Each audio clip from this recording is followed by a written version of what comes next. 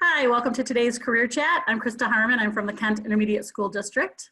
And today we are welcoming Britney Gunnell from Spectrum Health, and she will be sharing her career path with us and give you some inside scoop on that career, which many of you may not know about, a respiratory therapist. So welcome, Britney. Thank you for making time today. Hi, thanks for having me. So Brittany, just to get us started, I'd like you to think back to the ages that some of our students are, 16, 17. Were you thinking you'd be a respiratory therapist? How did this kind of work out for you? Take us back. So I was not thinking that I was going to be a respiratory therapist. Actually, in high school, I really didn't know anything about the career in respiratory. So when I was a sophomore and junior in high school, I was super interested in like anatomy and physiology and biology.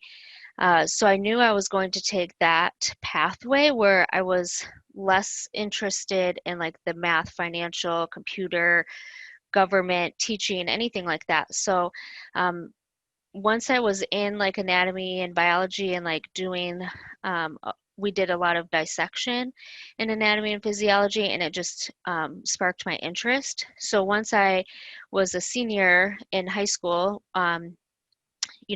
not going to college wasn't an option for me. My mom was pretty strict about that, about getting an education. So I actually entered the program at Ferris State University, and I went into the nursing program, thinking at first that I wanted to be a nurse. Yeah, what changed your mind? How did you hear about respiratory therapy? So once I was actually in my sophomore year at Ferris State, I've decided, and this may sound weird, but like there's some things that you just know that you can't handle, and mine that I knew that I couldn't handle was like the smell of urine. So I instantly knew like, oh man, I don't think I can be a nurse. That's a big nursing job, no matter where you go, the hospital, if you're at home or anything like that. So I decided that I still wanted to do healthcare, but wasn't really sure what path to go down. And that year, Ferris State was starting their second year of online schooling for the respiratory therapy program. And so I started looking into that. And it just so happens that my cousin was a respiratory therapist. So once I decided, like, okay, I think I can go into respiratory because sputum was okay with me. And any part of the body anatomy was okay with me. Then I decided I was going to enter the program at Muskegon Community College. It just so happened that all my credits from Ferris transferred over there, and the program was in person, hands-on, where the one at Ferris State was all online and virtual back then. So back in 2006 is when I entered the program at Muskegon Community College. And I think you bring up such a great point for students to really look at how education is given, whether it's the virtual or hands-on. So that sounds like a key piece for you. Yes. So what did you learn right away about respiratory therapy that you're like, yeah, this is going to fit for me? What do you remember about your early training? So I just remember really about the pharmacology, which is any medication administration or medication that we use. My family has a pretty big history of asthma and allergies, so that sparked my interest also of how respiratory pretty much is any breathing problem. So those two key factors fit right in to something that I already had knowledge about because of my family. So starting off there, and then I went to my first clinical. So we had within like the second semester, we had our first clinical day, and I went to Metro Health Hospital. And I knew that first shift that I could do it, and like I knew that this is where my passion was, and that this is where I wanted to be. That's so great to have that affirmation early on in your training. Yeah. That this is going to work. That's great. Yeah. So for the students on the call, on the Zoom, I'm not going to spend a lot of time with Britney focusing on things that you can do through some career research. I'm going to give you some resources at the end. I'm more interested in her sharing her experiences like she has so far. But go ahead, Britney, just give us kind of the big picture of what respiratory therapy is. And then, I'll get a few more tidbits out of you, but we won't spend too much time in the day-to-day because they can read about that. Sure. So there's a lot of different aspects when it comes to respiratory. We have any general care. So anytime you have any breathing problems at all that are non-critical, we deal with. So things like bronchitis or pneumonia, asthma, allergies, a lot of people might hear the word COPD, which is like a chronic lung disease. Um, Anytime that anybody's on oxygen or taking any inhalers at home, that is all our aspect of our career. Um, Once you get into the more critical side, we do divide our patients. So I'm sure a lot of you have seen where we have Spectrum Health Butterworth, which we host all adult patients in. So any patient that is 18 years of age and older will go to the adult side of the Spectrum Health building. We also have the Helen DeVos Children's Hospital side, and that is any patient that's less than 18. So we actually have it so you can pick if you would rather work with all adults or if you would rather work with all children. And that's a pretty big deciding factor. You would be surprised of how many people will come and shadow or come through school and do their clinicals and just say, man, children are just not for me, where they know right away that they want to be an adult therapist, where someone like myself knew right away when I was did my clinicals at Helen DeVos Children's Hospital that I knew that I could work with children. So there's that aspect too. There's home care also that you can go into people's homes and visit them. Sometimes they're on breathing machines at home or oxygen at home. And really our patient care areas anywhere from 0 to 100. So you can take care of any sort of aged parent, kids or patients. And one thing I've learned about just some of the students that have been placed with you over the years through our Medical Explorers program is that you get to move around the hospital. It's not just like you're on one floor. Give us some other examples of what your typical day might be as you work your way through the hospital. Yeah, so when I first started, I did work with adult patients until the position opened up where I wanted to be, which was Helen DeVos Children's Hospital.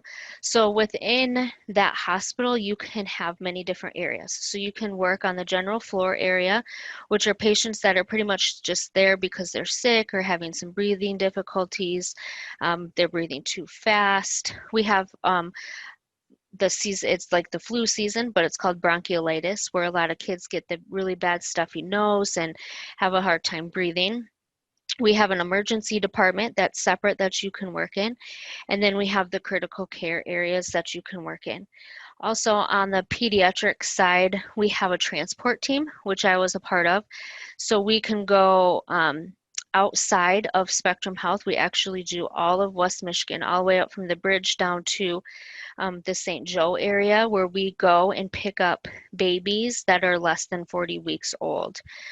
So I was a part of that team also, where we get in an ambulance and we drive to that hospital and we pick up that baby and we bring it back to Helen DeVos Children's Hospital. And then we can also do flight therapist, which I was a part of also, where we can get in the Aeromed helicopter and we also can fly to those different hospitals and pick up the babies and bring them back to Helen DeVos. We do surgical patients here, and we also do a lot of open heart surgeries here on both the pediatric and the adult side. I think you probably just blew the mind of some of these young people about the beautiful variety. Give her Yeah, a word, you guys, if you want to just say, wow, that was amazing. yeah, So yes, very diverse in the way that your education can get yeah, you into to this role. yeah. So is it always a 2-year, a 4-year degree? What's the difference between a respiratory therapist and do you have respiratory therapy assistants, an RTA, for example? Tell us the different type of education you might need to get in. Sure. So when I first started, we did have a lot of different options like that, but now within the last probably 2 years, a lot of that has changed. When you go into the respiratory therapy program at a college, it typically takes 2 years to get your prerequisites done, and then it takes 2 years while you're in the program, and that's 2 full years, so spring, summer, fall. Um, and then once you graduate, you will go sit and take your state boards. Now, depending on how well you are testing for that, you will either become a certified respiratory therapist, which is a CRT, or you will become a registered respiratory therapist, which is an RRT. You can get a job as a certified respiratory therapist. It's called an RT1, but then you do have to pass the second board exam within 6 months to become an RRT to get a job and keep your job in the hospital. So we kind of give that leeway where you can pass the first test and then get your feet wet, come into the hospital, but then we do give you 6 months to have to get your registry. So in the end, you do have to take both tests, but that's just sitting. Once you graduate with school, you can take one test and then you can either take the second test right away or wait the 6 months and take the second test. But all employment opportunities in the Grand Rapids area are going to make you take that second test. It's obviously an important credential. They want to know Yes. that you have a certain level of knowledge and skill sets. And so young people, I hope you're hearing that sometimes this can be a ladder, that you do one part and then up to the next, but that it is important to pass those certifications. That's great. Thank you for sharing that. What are some of the programs in the area? You mentioned Muskegon. Do you know any others in the area that do the respiratory therapy? Yep, so Muskegon Community College does the program, and actually they are one of the first colleges that also incorporate a bachelor's in applied science, which I do recommend that if you are going to go through the program that eventually you go get your bachelor's.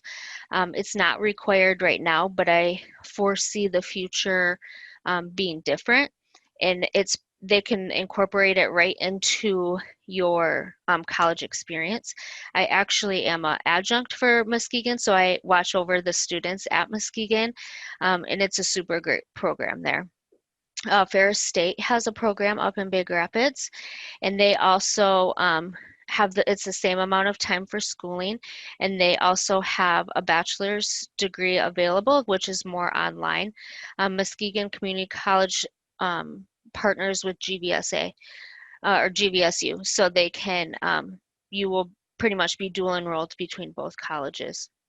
And then down in Kalamazoo at KVCC, which is Kalamazoo Valley Community College, they also have a program where theirs is just a respiratory therapy, so it would be an associate's in applied science. They don't have a bachelor's program yet down there. Well, it's helpful for young people to know that those are the websites you guys can go to start reading about the programs at those 4 different locations. And also read about maybe the difference in pay between a bachelor's level and a non. That's where some of the research will come in once you're done with the call today. Yeah. I have a question for you. Someone wants to know really what the hardest part of your job is, and that probably includes uncooperative patients. So they're kind of putting 2 questions together. How do you deal with uncooperative patients? So it just depends on really how old they are, because an uncooperative patient, being an adult and being a child, you handle much differently. It makes it more difficult when they are an adult because they are still my elderly. I still respect them. I still, treat them professionally. So sometimes you just have to talk them through whatever they're going through. A lot of times it's anxiety, or they just don't understand what you're there trying to do. I have had to sit down on the bed and sit next to them and hold their hand and just say, I'm here for you. I'm not going to leave you. This is what we're going to do. And typically that's all it takes, is just the communication and letting them know what's happening. Children are a lot easier to distract if they're uncooperating. Sometimes the parents can be more uncooperating than the patients are. And same thing, you just have to talk them through what's happening and what you're there to do. But, children can get very easily distracted with our slushy machine or our bubbles or our toys or anything like that. So it just depends on the age, but a lot of times communication is just the key to help get through the difficult times. Yeah, those are great insights for sure. I know you have some pictures to show us Yeah. here in a minute, just to give the students a sense of some of the equipment you use. And as you kind of talk about that, maybe give some examples of some of your patients that you remember with using this equipment. Do any of your patients stand out when you're doing your work? Yeah, so I actually had, back when I very first started in the Children's Hospital, I had twins born that were 25 weeks. So that's 15 weeks earlier than what they should have been born. So they were in our NICU, and they were on all different, we have vents where we can have like minimal settings to where we're on like maximum support settings. So I do have two pictures of the difference in vents, but they were pretty sick. They were on maximum support vent settings, and it's just, it really is difficult emotionally, but also rewarding at the same time when, you see them getting put in their car seat and get to go home with their mom and dad. I remember Christmas Day was the first day that mom got to hold them, and they were like 8 weeks old already at that point. So there's just a lot of rewarding things. And so I'm still actually friends with them, and the boys are 5 now, and they're like doing great and striving. And so it's just good to see like all your hard work at the end, it truly does pay off. Yeah, it sounds like those are pretty intense situations where you would bond with your Yeah. patients for sure. Yeah. And so what I'm hearing too is that for some of the probably personality traits or interests are very similar to nursing in a lot of way, right? Yeah. A lot of Yeah, ways. So absolutely. that's why for young people to hear about your particular field is so important, because there's subtle differences, right? Yeah. Bodily fluids aren't always part of nursing. There are certainly areas of nursing that we heard on Tuesday that you don't have to deal with bodily fluids, but for that one reason, you were able to switch and find something else that was a better fit for you. Correct. So respiratory mainly is just focused on your lungs and your cardiac, which is like any heart function that you have. So just because I only focus on lungs and the cardiac doesn't mean that other like the nervous system or any other system, every system in your body affects your respiratory drive. It affects your heart. It affects your brain. So just because I'm only an expert in the respiratory system doesn't mean that I don't know about the other systems and how I could change one vent setting and that could make my heart pump more or less. So I still have insight on different systems. It's just, it really is just something you learn as you go. Absolutely. We're going to come around to like the stressful parts of your job and kind of how you cope with some of the difficult things. Yeah. Do you want to share your screen and show them those different vents? Sure. The students are asking some great questions, so we have a couple. We're definitely going to use our 30 minutes here. Okay, I'll go fast. No rush. I'm just saying they're really excited, and I already had someone say that this is really interesting to them. You're opening up a new world, so this is good. great. I'm happy. Okay, so this ventilator here is called, let's see, do you see a screen and event? Yep. Okay, so this is called our Hamilton G5. So we have vents. This can be on a neonatal patient, it can be on a pediatric patient, or it can be on an adult vented patient. So you can see here that it has a screen, and these are all the values that we need to watch, and you will watch waveforms every time. So something that we do every 6 hours here is go in and check patient vents. So this means that they have a breathing tube down into their lungs, which is called an endotracheal tube, and they are attached to this life support ventilator. So we manage everything about this. So from the time they are intubated and get that tube down their throat, we are there for that, and we are there through every part of this ventilation. So this is something that nursing does not do, and this is solely owned by a respiratory therapist. That seems like a really important piece of information for young people. I did not know that. Yes. So it is our job to know vent settings. It's our job to know, is this patient tolerating this? Is this patient not tolerating this? We do things called arterial blood gases, where we draw them, and we can decide on how their blood looks in their body, and decide whether we should make changes or not. So we do work close with the nursing staff, and obviously we work super close with any physician, resident, intern, and we do rounds every day to make sure that we are doing what is right for the patient. So with that kind of equipment you were just showing us, with COVID, did that really up your game as far as the number of patients you were dealing with then? Yes. So COVID, as all of you probably know, is a super big respiratory issue. You know, it affects your lungs and how much they expand and go back to normal. So with every breath. So yes, um, we were pretty busy, and this is an air COVID was an airborne illness, so we had to take extra precautions, put extra filters on, make sure we had better masks on. We still do have to do that. Wear goggles, wear face shields, wear all the protective gear we can because we are right in the midst of that airborne disease. How did you cope with that? I mean, just the gear alone, that just seems really intense of the images we saw on TV.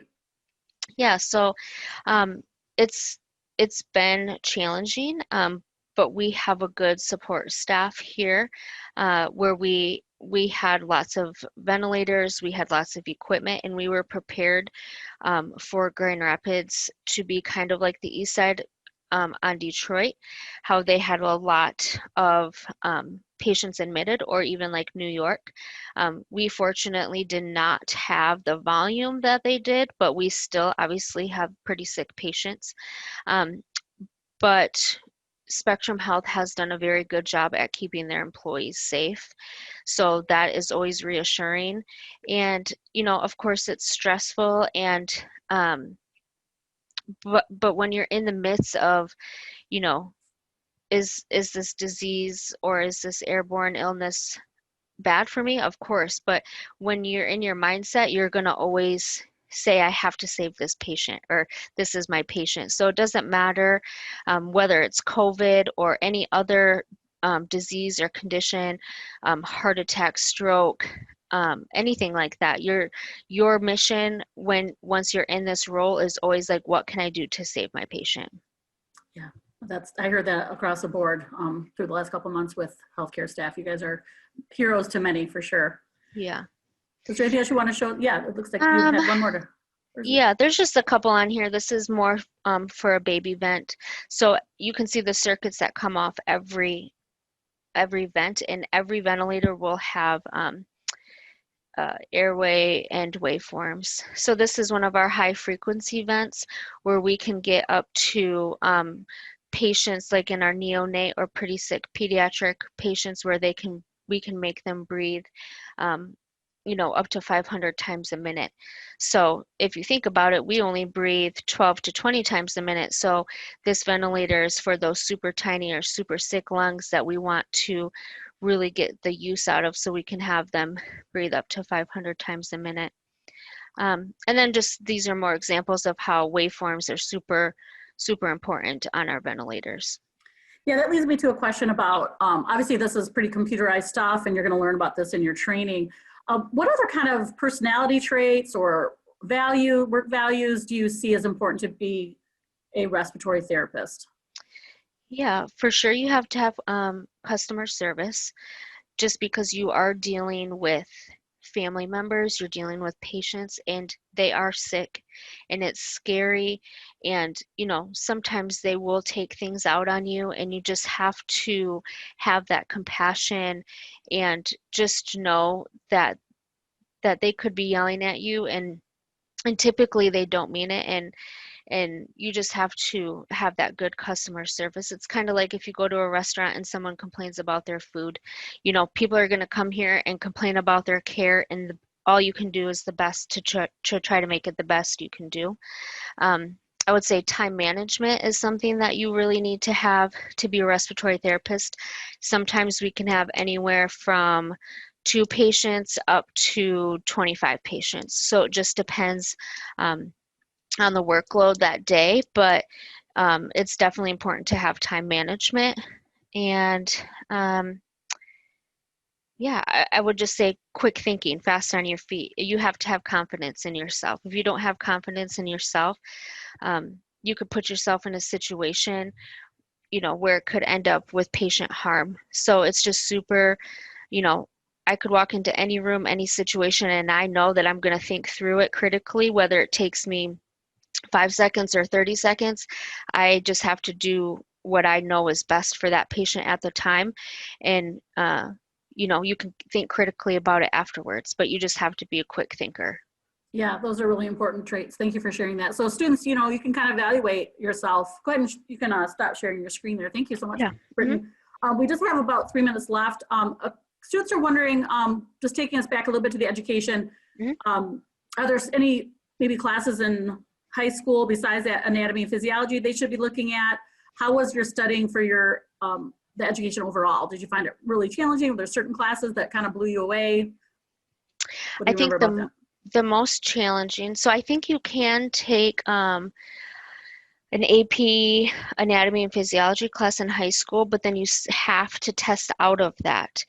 That's something that nobody told me is, I thought I could just take the AP anatomy and physiology class and then it would transfer into college, but if you don't test out of it, then it does not count. Okay. And that was probably one of the more difficult because your anatomy and physiology classes, you have to take 2 different ones. And then microbiology, just dealing with like all the cells and everything that are in your body and having to know like the images inside your head when you are testing that. I would say those are 2 of the hardest classes. Once you get into the respiratory program, it's just studying and making sure that you know the drugs and the systems and how they work. So pretty concrete. Yeah. Great. One of my last questions, because I want you to think about a word of wisdom. That's how you'll be ending out. But just give me quickly your high point of your job. And obviously the twins are a high point. Yeah. But anything you'd want the kids to know about kind of the negative side of your career? Sure. Obviously the high point is just seeing the recovery of patients. You can be with them for 1 day, you can be with them for 100 days, on the adult side or the pediatric side, and just knowing that you and your knowledge and your department and your hospital did that and helped, this family member, this mom, dad, grandma, whoever they may be, survive their illness is truly rewarding. The one thing that I think that people didn't warn me about in the beginning is that you start out on night shift, you will work every other weekend, and you will work every other holiday. That's a lot for any healthcare career that you go into. It's not just respiratory, but that's something that nobody ever told me. Where finance or teaching is, Monday through Friday, 5 days a week, where, the healthcare is open 24/7, no matter what, you will be working. It's so important that you're able to share that. I'm going to share my screen. So that's something students, as you do some of the research after today's Zoom, that you start to look at that work-life balance, if that's a value to you. The number of patients you might interact with, that's a good one to watch other videos on Google. Just put in respiratory therapy videos and find out what else YouTube has about this career, or Google in general. I have a couple of resources I'd like to give you as Brittany's thinking about her final word of wisdom. If you enjoyed just hearing her talk about her career, roadtripnation.com has a wonderful collection of videos. So it's roadtripnation.com. And if you hover over career exploration and then click on interests, they have 52 different videos under the medicine category. And it includes their career path, their challenges. It's wonderful. So I really recommend that. There's actually 29 separate categories, so you can actually explore some other fields of interest as well. So I love that. And then also the nuts and bolts of respiratory therapy. You can read about how much money they make. Is this a growing field? What's a typical day like? At onetonline.org. So onetonline.org. So check that out for kind of taking your knowledge to the next level. Brittany was kind enough to offer her email, so you can write that down. This recording will be put back on our Career Chats website, and you can access it to watch it again, or share it with somebody else. So thank you, Brittany, for offering us that. Yeah. So go ahead and finish up just kind of that word of wisdom, as it's a little just a 401. I don't want to go past there. So yeah, you've done good. Thank you. My word of wisdom is just to stick with it, no matter what college path you choose to go down. Any path that you have is going to be difficult and you might want to give up, but I would just my wisdom is just to keep going, and it will be worth it in the end. And my wisdom for respiratory is, there's lots of things that you can do in respiratory. It's not just hospital life, but it could be home care. It could be a lot of different teaching education. So my wisdom is just to keep going, and you can advance your career and make it be whatever you want it to be. Well, I'm inspired. I love learning about careers. So thank you so much, Brittany, for taking time to be with us today. You're welcome. Students, if you are part of the immersion and you have not put your name and school into the chat, please do so. I will be monitoring that. Have a great afternoon, everyone, and we'll see you if you're a part of immersion next Tuesday. Thanks, Brittany. Yeah, you're welcome.